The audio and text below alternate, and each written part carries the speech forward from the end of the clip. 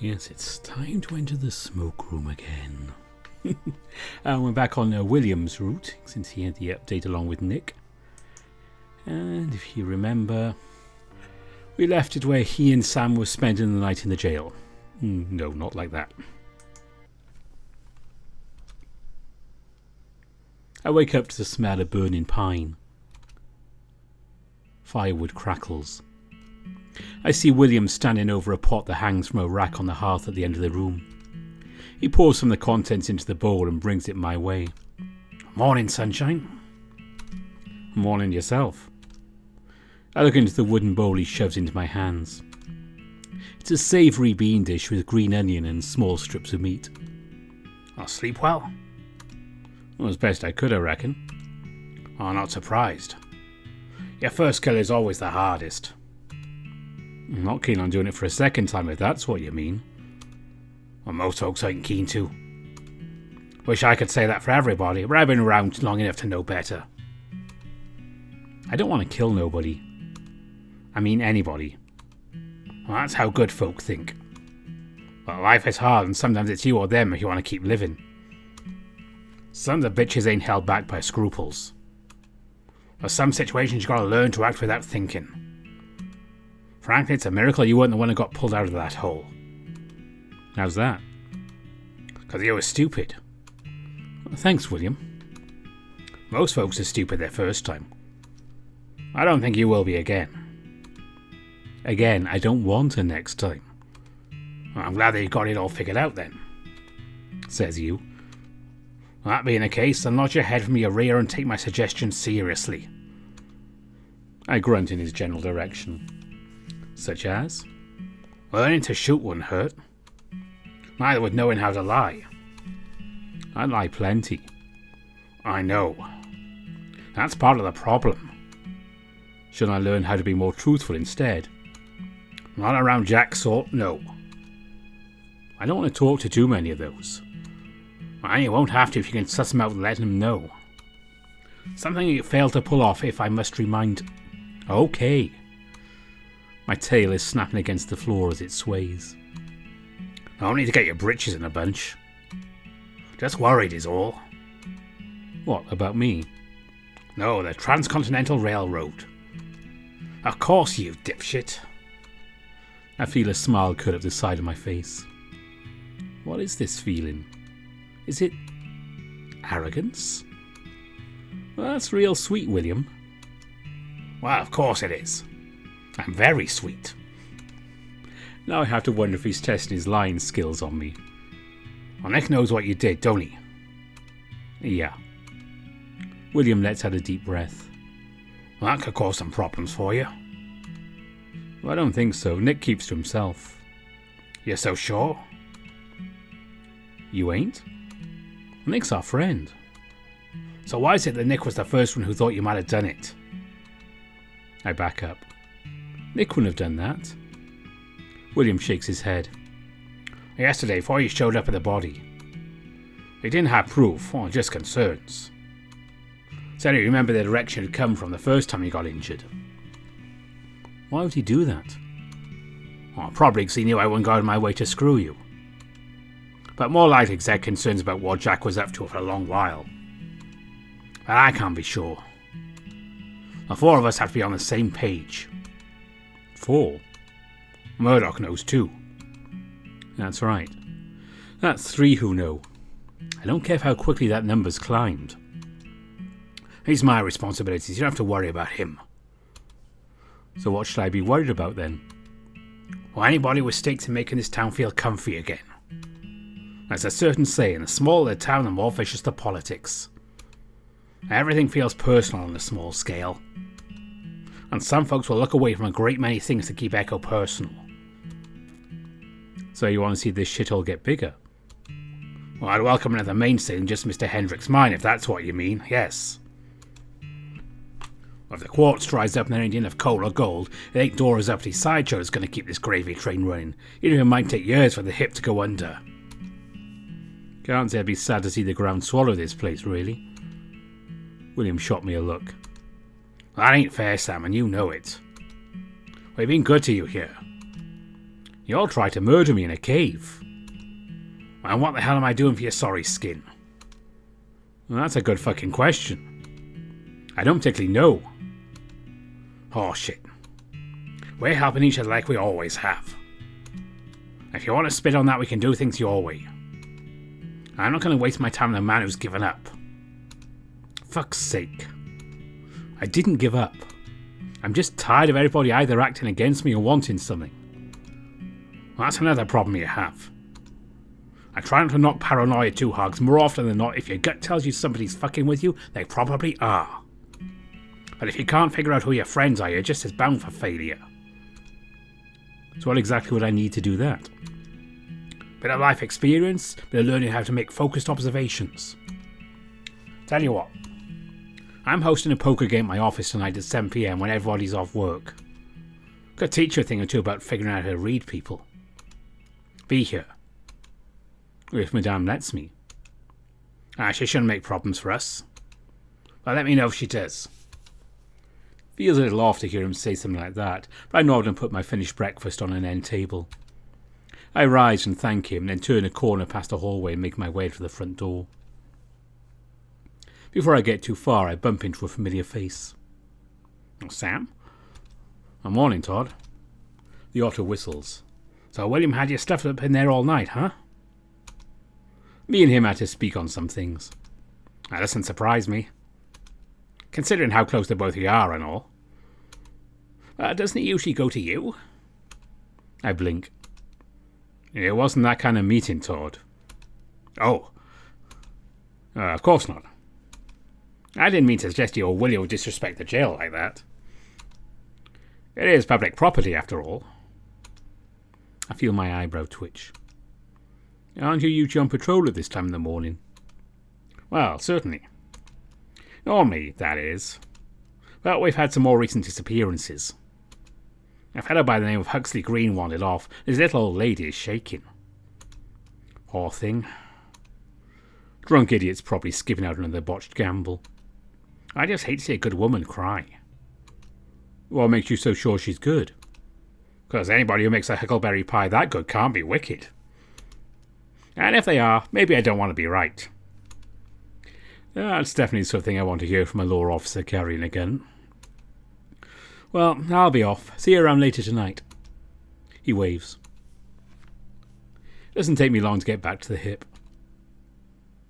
Nobody's lurking around the front. Harlan catches my gaze as I walk past the bar, but I make it back up to my room without much noise. I fuss with my whiskers in the vanity.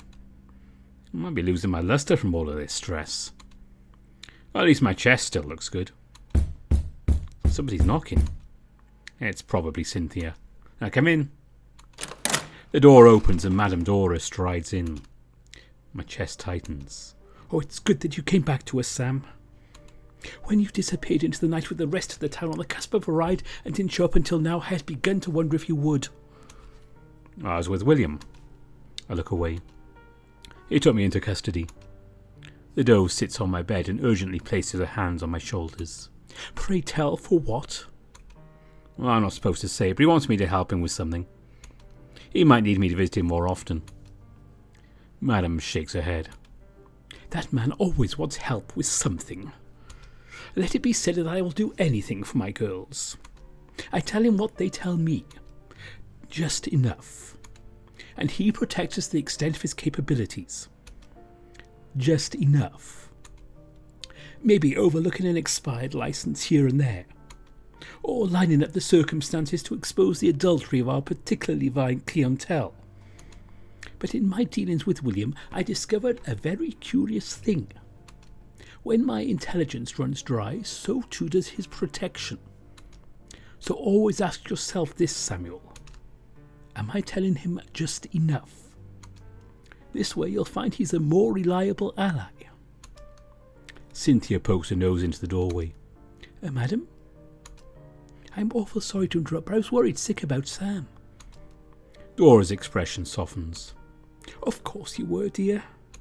I've spoken my piece to Sam here. I'll give the two of you some time. The trail of her shawl follows her out of the room. Cynthia closes the door quietly. Sam, what in the world is going on? First you explode last night during work, then you disappear all night. None of that is like you. Like I just told the madam, William took me into custody. No, that's just where you went. You tell me this instant what's going on, Samuel Ayres. You tell me this instant or you don't ever bother speaking to me again. The number of people who know just keeps growing. Too many know. But this is Cynthia. Cynthia gets to know. I owe her that much. So I do my best to tell her what I told William last night, beat for beat. I think I'm getting pretty good at recalling these details by now. By the time I'm finished, she's staring back in sadness and terror. My God, now it all makes sense. They're going to say this is all your fault. I know. William said not to tell anybody.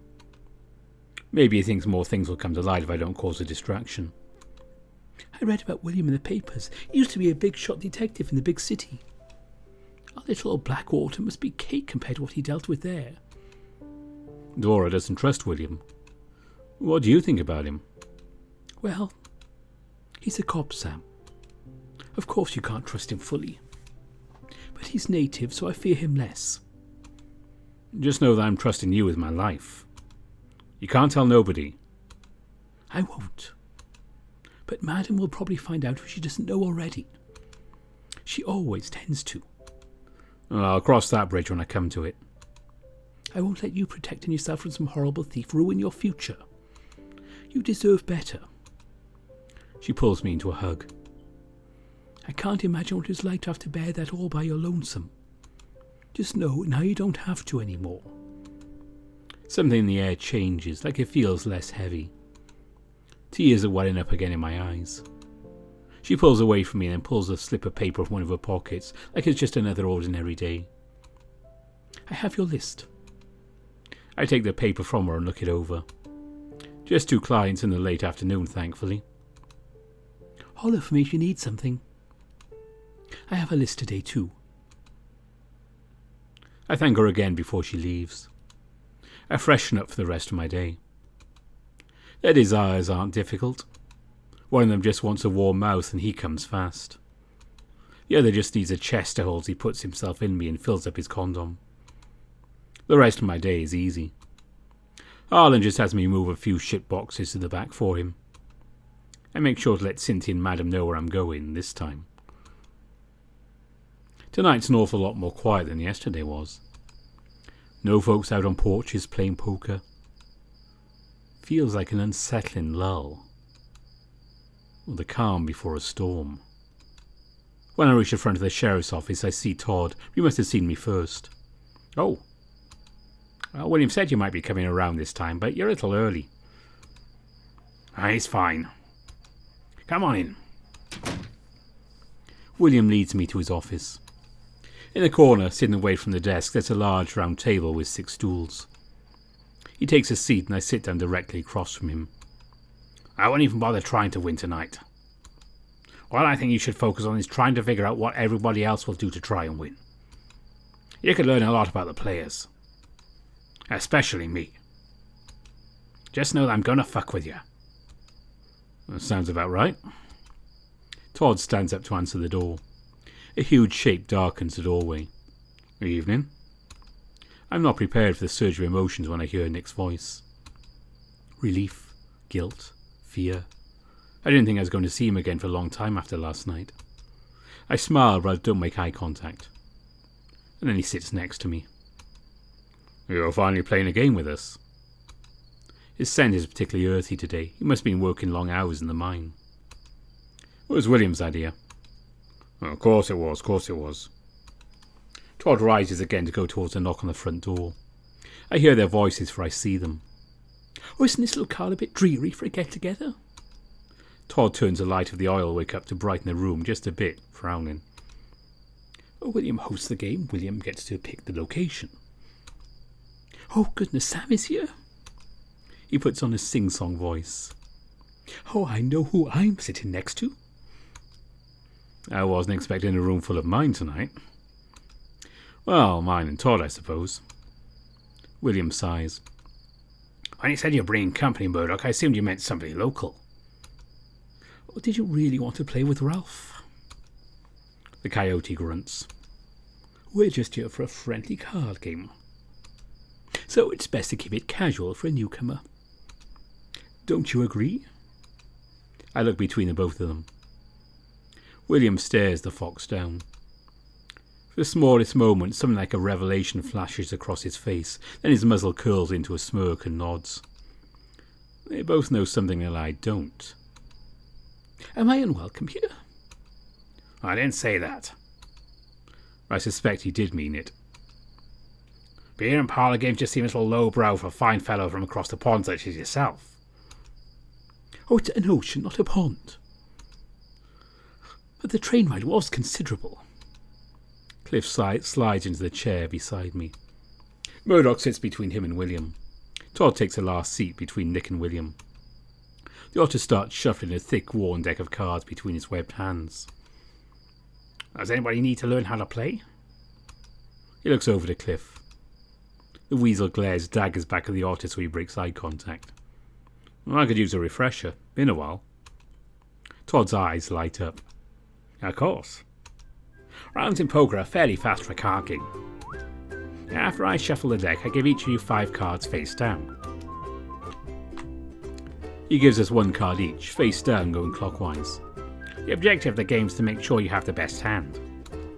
Or, most importantly, to make everybody else think you have the best hand. A game about lying, huh? William's glance meets mine for a second before he returns to Todd. Well, hard part can be remembering which hands beat which. Either kind is the best possible hand, but only if you deal a deck with a joker. It's the wild card. Are we playing with a joker in the deck? I feel it can make the game too hectic at times. Oh, I don't mind a little bit of chaos. No joker this time, maybe some other week. Alright then, let me explain the best possible hands. The best possible hand you can get in this game is a straight flush.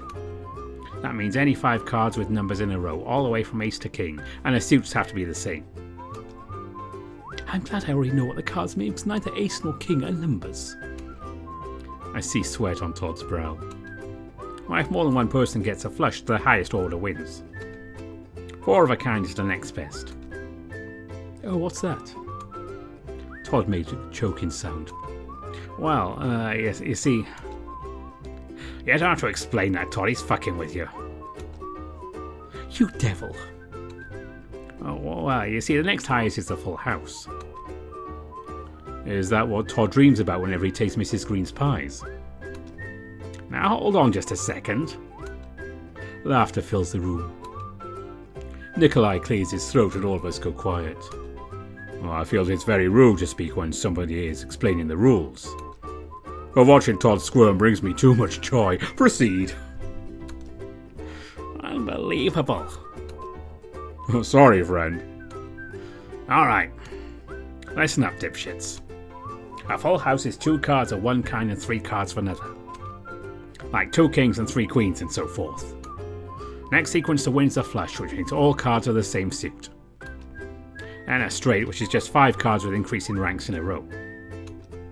Then 3 of a kind, then 2 pairs, then 1 pair. Does this convocation of clowns have any particular questions about the hierarchy of winning hands? Funny enough, I remember the order. I just got how the sequence of the game goes. Well, you take a look at your cards and think about how good your chances are. Betting happens clockwise in turns. You can check, raise, call, or fold. Checking means nobody has bet yet and you're choosing not to use any of your money. Money, how much are we betting? Well, this will be good. Nick pulls a large potato sack out from under the table and empties its contents on the table with a loud clatter. No money, bottle caps. Cliff frowns. But wouldn't real money be more exciting? Having things that we do not have would be exciting, yes. Cliff opens his mouth again, but William shoots him a look that makes him shut it. There are more interesting things we could bet besides money. Christ almighty. No. Todd, continue. Alright. Instead of checking, you can choose to raise. This means every player has to match the amount of chips, or in this case bottle caps, the amount raised and place those chips in the middle of the table. A player can fold, refusing to bet, losing the round but keeping their chips. How many times are we allowed to raise the bet? House rules are limited 2 times with a maximum of 10 chips, otherwise one round could take forever. Are we ready to begin? Murmurs of agreement circle the table. Todd deals the cards and I pick mine up. Not terrible. I could do better. William is staring directly at me. I'll raise. He flashes me a grin and puts a few chips in the centre. Murdoch looks calmly around the table. Then I'll have to fold. Cliff's lower lip trembles. I must fold as well. Jesus, you two, you don't have to fold that fast. I think I'll call. A pair isn't amazing, but 2 kings ain't bad. A shame Cliff and Murdoch didn't show their cards upwards. I fold. Jesus. I'll call. There we go. I'll draw 1. Just 1. That has me a little nervous. Todd too by the look of his eyes. Maybe William's trying to get a specific combo? I throw away the 9, the 7 and the 4, then push them to the centre. 3 please. And 3 for me. The otter turns his cards over and frowns immediately. William is staring at me with that shit-eating grin, and this time he shows teeth. I bet. I look at my hand and think. Still not looking too good. I've already wasted 2 of my 20 bottle caps. I fold. I fold. William collects his prize and reveals his cards. The hand is complete garbage. What the hell? Oh, I could have beat that. Nick is smiling and Murdoch is holding his chin in his paw. Y'all let me lead you around by the nose. Don't let me do that. Round 2. Murdoch collects our cards and shuffles while William starts handing out cards from a second deck. I take a look, hoping my luck is a little better this game. Not great. I'll bet. Then I'll call. Murdoch looks like he's just as confident as William was, but he's probably full of it. I'm a bit tired of these damn dogs yanking my chain, so I'm not going to play their game this time. I fold. I fold. I fold. And I call. Cliff's whiskers twitch when he hears that.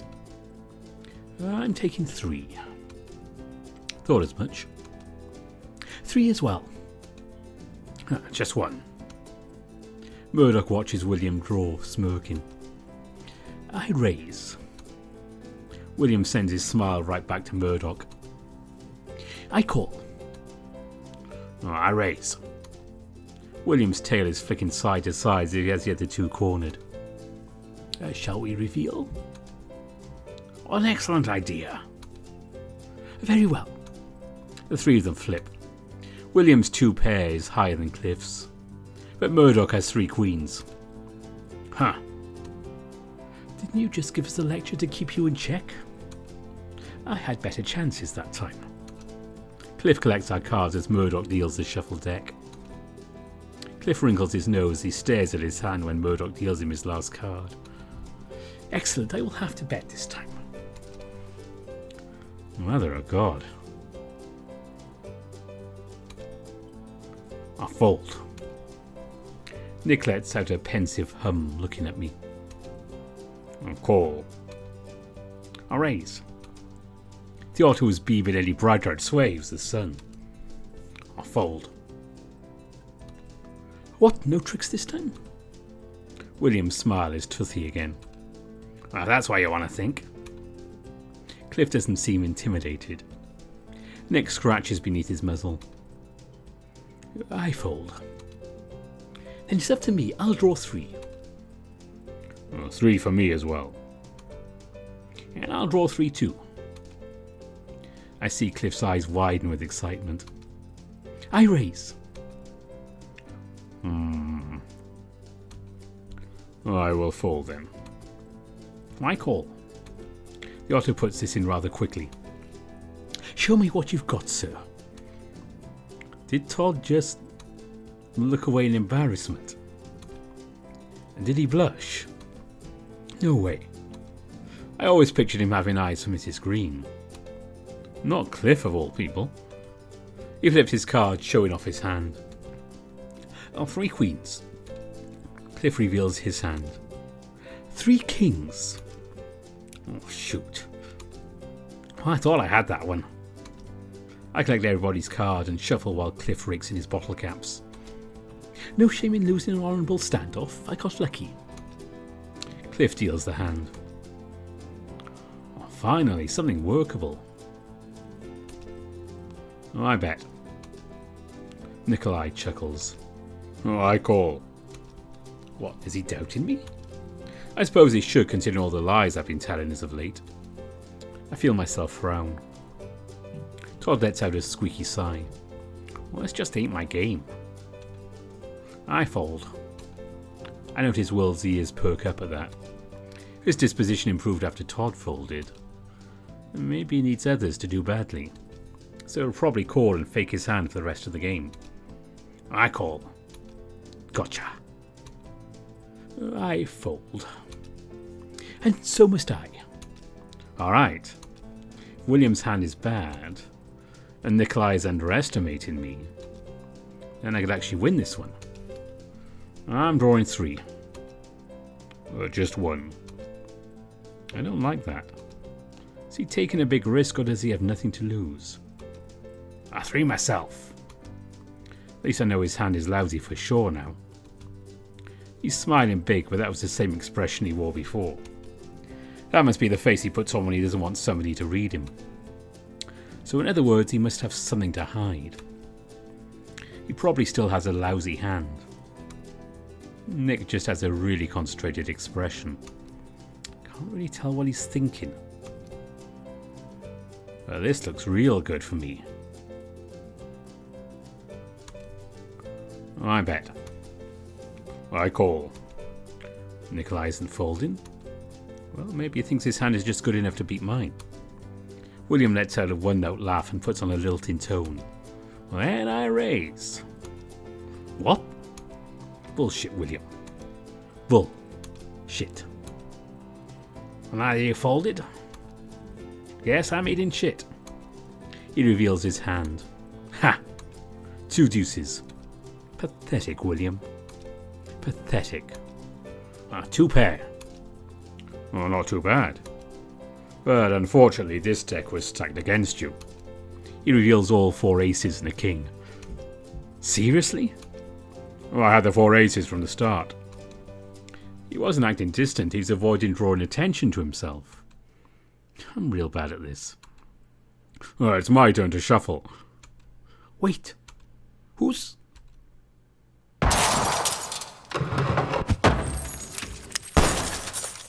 I hear a shot.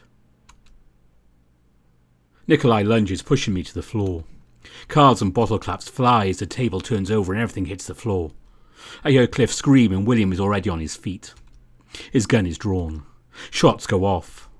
My ears are ringing. More glass shatters. There's a horrible noise like a person gargling and a thud. Everybody stay down.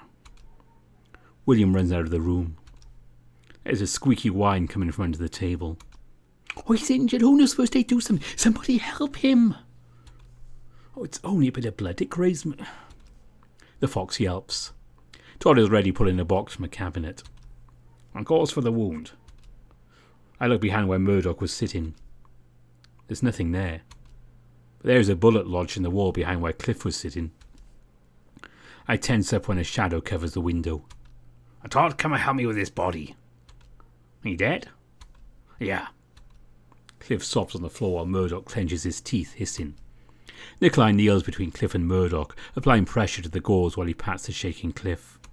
Hey, you want to help him? Take deep breaths. You must be helpful to yourself first before you can help anybody. If our friend can be brave after taking a bullet, you can be brave too. I don't feel very useful here.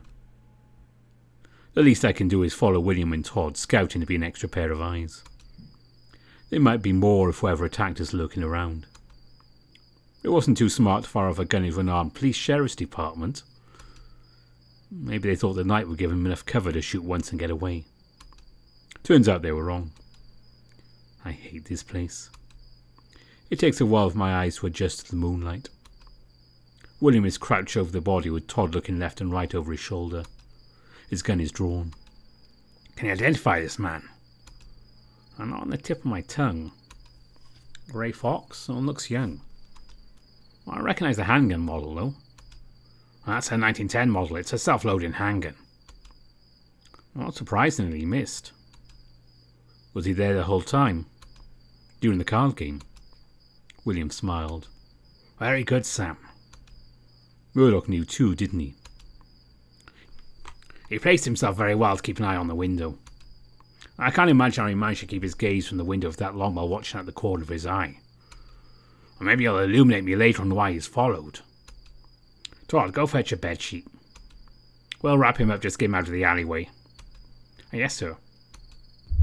Prickles go off in the back of my neck like we're being watched. But I don't see any lights turn on in the townhouse rooms above us. Starlight speckles the sky and the wind picks up. Todd returns with a sheet and lays it on the ground. They push him into it and roll him up. Then they carry him inside, into the jail. His body lands on the ground of a cell with a thud. They lock the door. I suspect it's to keep anybody from getting in, considering this one's going nowhere. A revolting smell of shit and blood brings me back to the cave, and I walk away feeling myself wretch. We have a lot of paperwork to fill out in the morning. Todd wilts. Oh, fun. It disquiets me neither of the two seem much fazed. That fox looked maybe young enough to be 15. Why would he throw his life away like that? Nikolai walks into the room with Murdoch leaning against him. The fox's clothes are stained with dark patches of crimson and his eyes are closed. His shoulder is bound in ribbons of heavy gauze. Clifford hovers behind, wringing his hands. Well, this one's all patched up. You feeling all right, buddy? A bit woozy is all, but fine. You should be talking right now. You should be resting.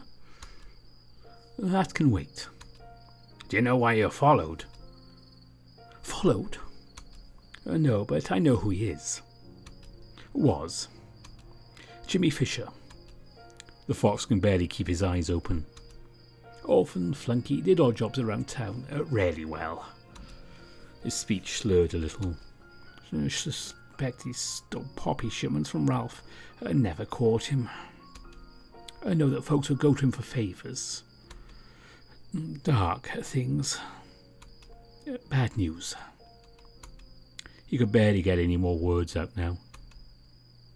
I'm taking them both home. You should go with them, Todd. I thought so too, sir. Stay safe. We'll hunker down. Nick and Murdoch hobble out the front door with Todd and Cliff following closely. The door shuts. I hit the wall with my fist. Why the hell would somebody shoot at us like that? I will admit it's the first time somebody was stupid enough to try and shoot me in my own office with my deputy nearby. But stay here long enough, you'll find a lot of the shit in this town don't make much sense. Like a child thinking he'd gun down my guest on my own turf.